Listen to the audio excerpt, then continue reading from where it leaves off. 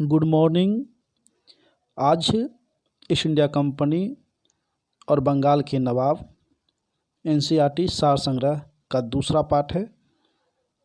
चलिए हम सीधे क्वेश्चन की ओर चलते हैं। पहला क्वेश्चन है कि मुगल सम्राट द्वारा स्वतंत्र रूप से नियुक्त बंगाल का अंतिम गवर्नर कौन था। तो इसका आंसर है मुर्शिद कुली खां, जिसका शासनकाल 1717 से 1727 ईस्वी रही। पहला क्वेश्चन है मुर्शिद कुली खां ने अपनी राजधानी ढाका से कहाँ स्थानांतरित की। तो ये था मुर्शिदाबाद। नेक्स्ट क्वेश्चन है बंगाल के किस गवर्नर ने यूरोपियों की तुलना मधुमक्खियों से की है। तो बंगाल के कौन से गवर्नर रहे जिन्होंने यूरोपियन को मधुमक्खियों की तुलना की है। तो वो था अलीवर्दी खां।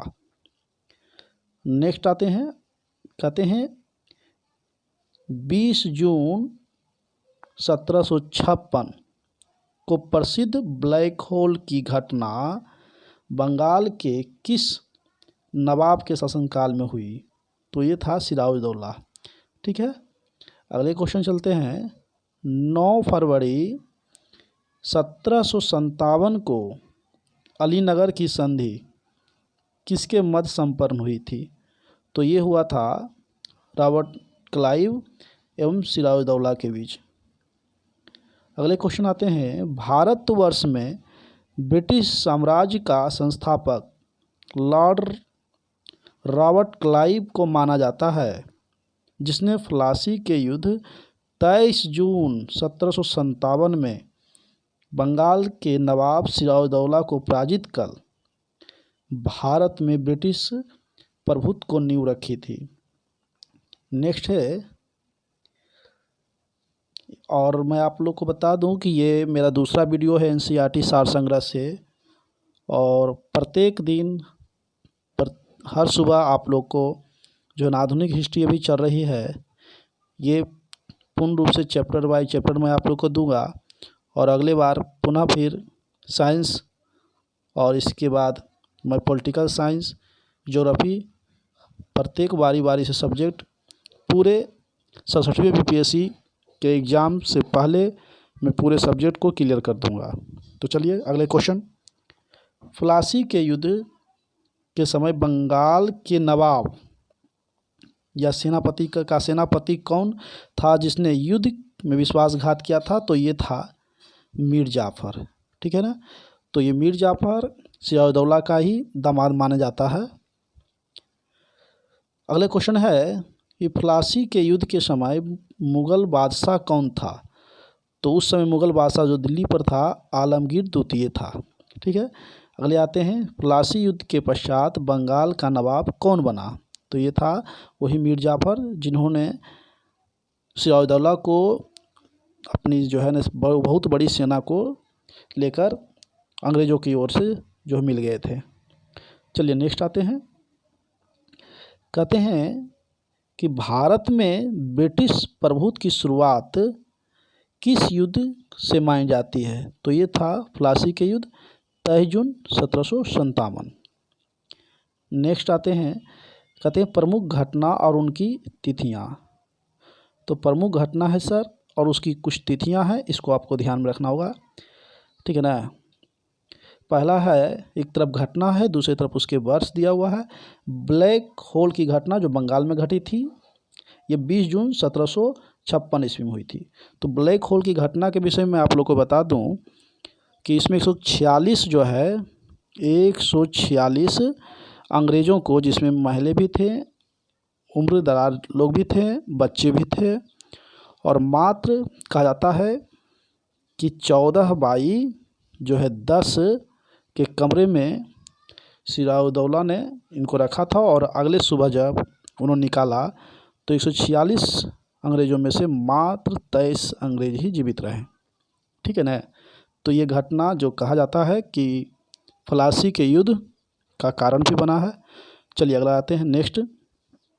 कल अलीनगर की संधि कब हुई? 9 फरवरी 1757 ईस्वी में। प्लासी का युद्ध कब हुआ? तो 23 जून 1757।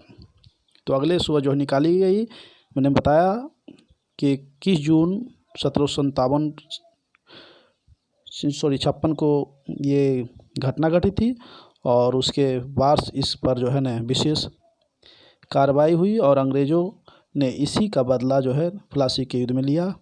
अगले आते हैं, बक्सर के युद्ध कब हुआ? 22 अक्टूबर 1764 ईस्वी।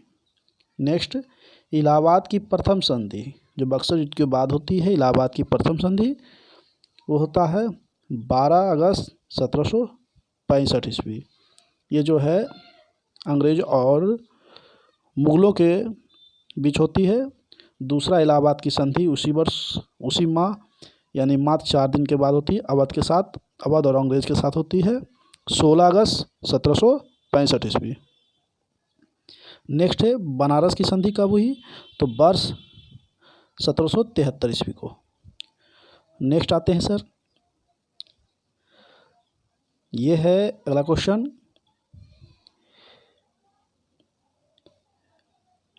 वर्ष 1760 में अंग्रेज़ों ने मीर जाफ़र को हराकर किसे बंगाल का नवाब बनाया? तो मीर कासिम, ठीक है ना।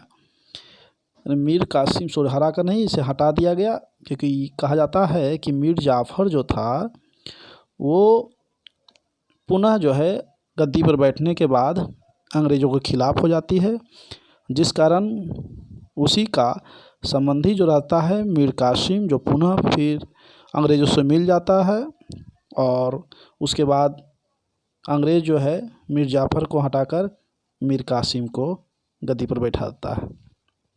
नेक्स्ट आइए, 22 अक्टूबर 1764 को बक्सर के युद्ध में अंग्रेज़ों ने मीर कासिम, अवध के नवाब शुजाउद्दौला, दिल्ली के मुग़ल सम्राट शाह आलम द्वितीय के सम्मिलित सेना को पराजित किया था। तो मैंने बताया कि बक्सर का जो युद्ध हुआ वह 22 अक्टूबर 1764 ईस्वी को, और इसमें जो मीर कासिम था वो बंगाल का नवाब की ओर से था। अवध का नवाब जो शुजाउद्दौला था, ये देख रहे हैं अवध का नवाब था, और उस समय मुग़ल शासक जो था शाह आलम द्वितीय। तो ये त्रिगुट था जो सेना, ये मीर कासिम की ओर से और अंग्रेज़ एक तरफ लड़ रही थी, और ये युद्ध में जो अंग्रेज़ पूर्ण रूप से विजय हुआ। और कहा जाता है इसी युद्ध के बाद संपूर्ण जो है भारत, उत्तर भारत पर अंग्रेज़ों का शासन हो जाती है, क्योंकि उस समय बंगाल तो उसके हाथ में था ही, बिहार, उड़ीसा, उत्तर प्रदेश और दिल्ली का क्षेत्र भी इस युद्ध के बाद पूर्णतः उसके हाथों में आ जाता है। चलिए नेक्स्ट आते हैं। कहते हैं कि बक्सर के युद्ध के समय ब्रिटिश सेना के सेनापति कौन था, जिसमें बक्सर के युद्ध लड़ा गया था? कब? 22 अक्टूबर। देखें यहाँ 22 अक्टूबर मैंने कहा अभी भी कि 22 अक्टूबर 1764 को ये युद्ध हुआ था। तो इस युद्ध में जो है अंग्रेज़ की ओर से जो सेनापति था वो कौन था? तो हेक्टर मुनरो, ठीक है। ये गवर्नर नहीं थे, सेनापति, और कहा जाता है ये बाद में गवर्नर भी नहीं बन पाए। अगले आते हैं, बक्सर के युद्ध के समय बंगाल का नवाब कौन था? तो मीर जाफ़र, क्योंकि मीर कासिम जो है पुनः जो है 1763 ईस्वी में बंगाल से अपनी जो राजधानी बिहार कर लेती है, क्योंकि मुर्शिदाबाद से वो मुंगेर अपनी राजधानी स्थानांतरित करती है, और अंग्रेज़ के आक्रमण के पश्चात वह से पटना में जाकर शरण लेता है और पुनः वो मगध और जो है मुग़लों से मिलता है। उसके बाद जो है बक्सर का जो है युद्ध होती है। चलिए नेक्स्ट आते हैं।